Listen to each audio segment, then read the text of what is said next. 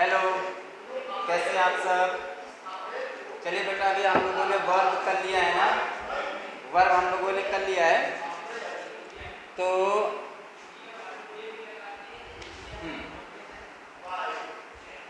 Sorry, बहुत गर्मी हो रही है।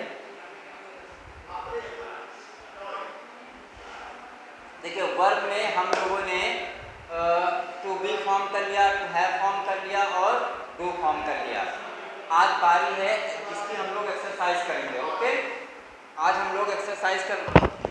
माइक तो लिया ही नहीं था, आवाज़ शायद ना आ रही हो तो सॉरी, माइक नीचे रखा हुआ था, शायद आपको वो आवाज़ ना सुनाई दी हो। तो मैं फिर से बता रहा हूँ। मैं कह रहा था कि अभी हम लोगों ने द वर्ब फॉर्म पढ़ रहे थे। टू बी फॉर्म हो गई, टू हैव फॉर्म हो गई और टू डू फॉर्म हो गई। अब हम लोगों ने तीनों फॉर्म पढ़ लिया है। अब हम इस पर एक्सरसाइज करने वाले हैं। ठीक है, तो ये सेंटेंस हमारे पास कुछ लिखे हुए हैं। यहाँ पे आपको दिख नहीं रहा होगा ना, ऐसा मुझे लग रहा है कि आपको दिख नहीं रहा है। यहाँ पे ये स्कूल एवरीडे हिज वर्क है ना। थोड़ी सी प्रॉब्लम हो रही लाइट की, लाइट पड़ रही है। मैं थोड़ा सही करता हूँ।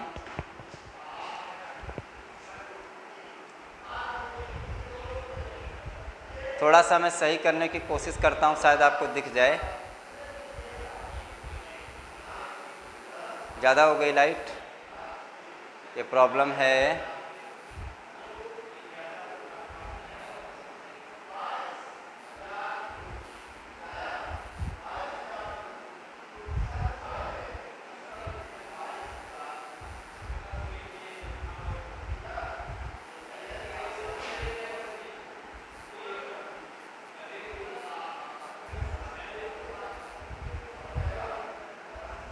सही नहीं हो रहा बेटा, थोड़ी प्रॉब्लम आ रही है।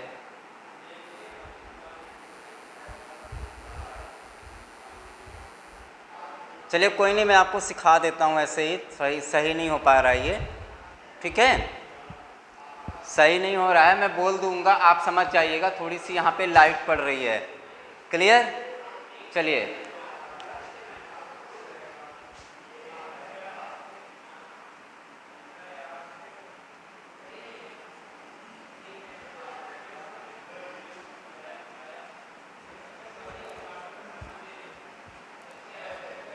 चलिए बेटा, 6 सेंटेंस हैं और आइए हम लोग इसमें करेक्ट वर्ब भरने की कोशिश करते हैं। ठीक है, सभी बच्चे रेडी हैं? अगर आपको लगता है कि आपने सही से पढ़ा है तो 1 मिनट के लिए वीडियो पॉज करिएगा। ठीक है, वीडियो जब आप देख रहे हैं तो उसको पॉज कर दीजिएगा और अपने मन से इसको करने की कोशिश करिएगा। और उसके बाद तो आप वीडियो देखोगे तो आपको पता चल जाएगा। ठीक है, आइए हम लोग देखते हैं। आई डैश, अगर लाइट पड़ रही होगी तो आप देख लीजिएगा। I dash not show that letter to anyone. यहाँ पे पूछ रहा है कि हम कौन सी वर्ब भरें, कि हैव भरें, हैज़ भरें, डिड भरें।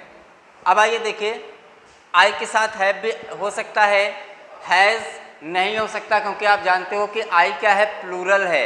आई प्लूरल सब्जेक्ट है तो उसके साथ हैज़ नहीं लगता है, आई के साथ हैव लगता है। लेकिन डिड लग सकता है। ओके, डिड क्या हो सकता है, लग सकता है। और आई हैव नॉट, आई के साथ क्या है, हैव भी लग सकता है, डिड भी लग सकता है। बात को समझिएगा, पहले मत सोचने लगेगा। तो चलिए, ये तो हमारा कैंसिल हो गया, बचा क्या, हैव या डिड। ठीक है, अब हैव या डिड, तो हम यहाँ पे अगर हैव रखते हैं तो मैंने कहा था कि हैव के बाद वर्ब की मेन वर्ब जो है, ये तो जो हम पढ़ रहे हैं प्राइमरी वर्ब है, प्राइमरी ऑक्सिलरी वर्ब। और ये जो वर्ब होती है इसको बोलते हैं मेन वर्ब। ठीक है, ये हमेशा एक्शन शो करती हैं। शो मतलब दिखाना, दिखाना एक एक्शन है। तो ये क्या होता है, जब हैव लगता है या हैज़ लगता है तो वर्ब की कौन सी फॉर्म यूज होती है, थर्ड फॉर्म। तो यानी कि अगर हमने यहाँ हैव लगाया तो यहाँ पे शो के बजाय क्या होना चाहिए था, सोन, SHOWN, थर्ड फॉर्म। तो थर्ड फॉर्म है नहीं, फर्स्ट फॉर्म है, तो इसका मतलब ये भी नहीं लगेगा। क्या लगेगा, डिड लगेगा। क्लियर बेटे, समझ गए आप लोग? समझ में आ रहा है? चलिए अगला देखते हैं। Mohan dash sleeping in his room. आगे देखते हैं एम है, आर है, इज है। तो देखो बेटा मोहन है, मोहन के साथ क्या लगेगा, मोहन कैसा है, सिंगुलर है, एक वचन है। तो जब सिंगुलर सब्जेक्ट होता है तो वर्ब कैसी लगती है, वर्ब भी सिंगुलर होनी चाहिए। तो आर तो प्लूरल है, ये तो पहले कैंसिल हो गया, बचा एम और इज। तो एम तो आई के साथ लगता है, तो क्या बचा, इज। तो मोहन इज।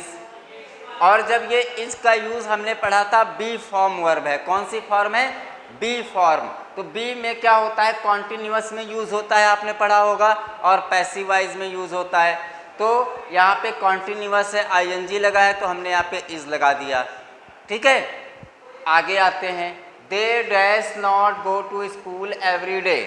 अब हम देखेंगे दे के साथ ऑप्शन है हैज, डिड, डज। ठीक है, आइए। तो दे कैसा है, प्लूरल है, कैसा है, प्लूरल। अब यहाँ पे देखो हैज कैसा है, सिंगुलर है ना। बहुत अच्छे से देखिएगा, देखिए पढ़ने का तरीका बेटा कई तरीके से होता है। इंग्लिश में हम रूल के हिसाब से चलेंगे।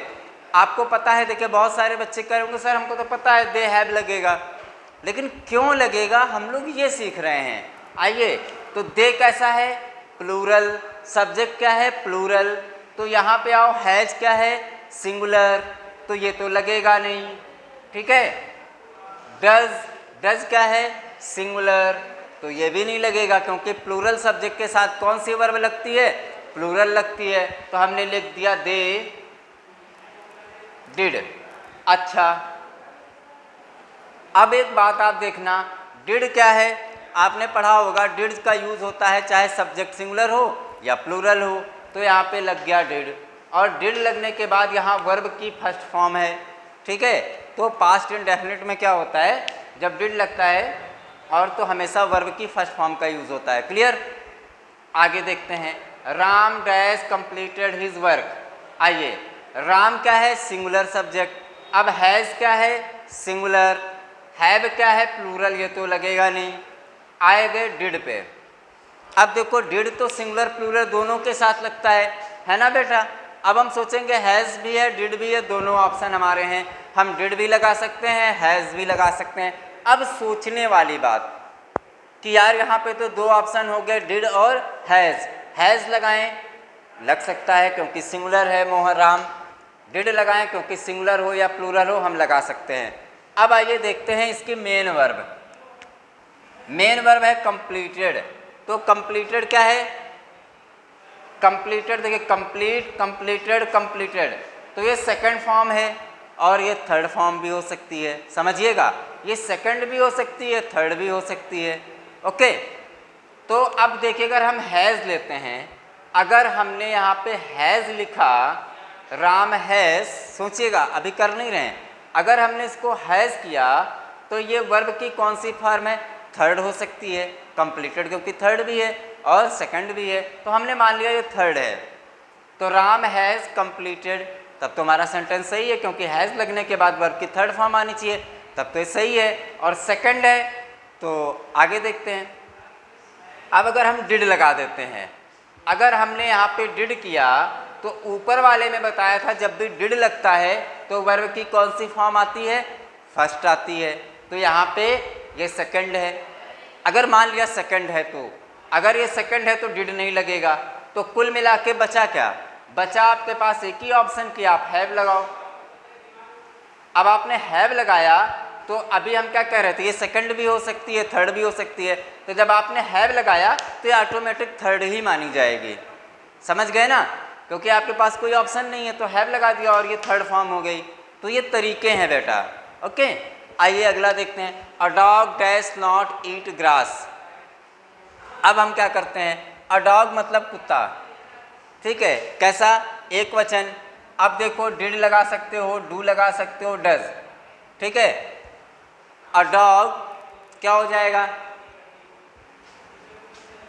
देखिए डज सिंगुलर, ठीक है। A dog does not eat grass, ये प्लूरल हो गया, डिड नहीं लगेगा। क्यों नहीं लगेगा, डिड नॉट ईट ग्रास।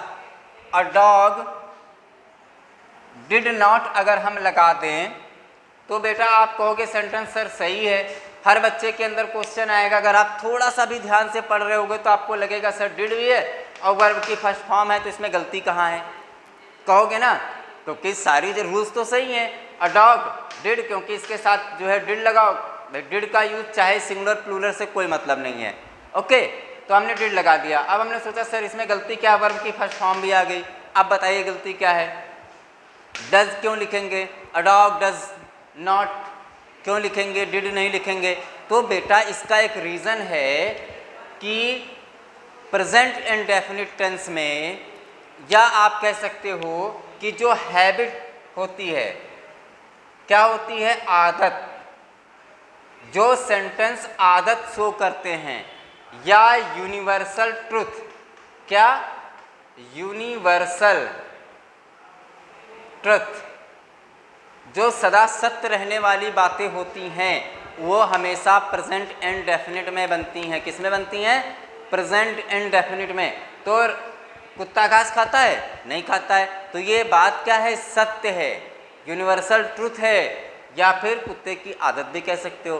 तो जब भी यूनिवर्सल ट्रुथ हो, आदत हो, तो जैसे अर्थ मूव्स अराउंड द सन, यानी कि पृथ्वी सूर्य के चारों तरफ घूमती है, तो ये क्या है, यूनिवर्सल ट्रुथ है। ये कभी भी डिड वगैरह इसमें नहीं लगेगा।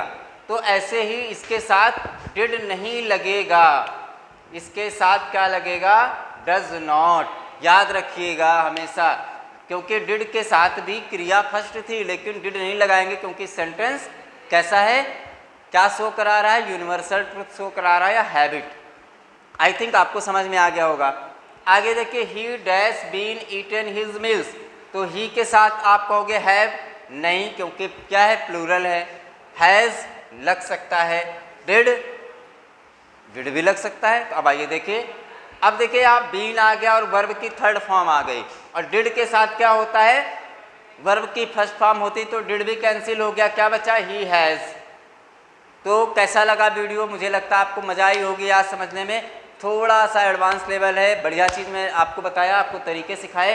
हाई स्कूल वगैरह आप कभी भी मतलब करोगे तो आपको कोई प्रॉब्लम नहीं होगी।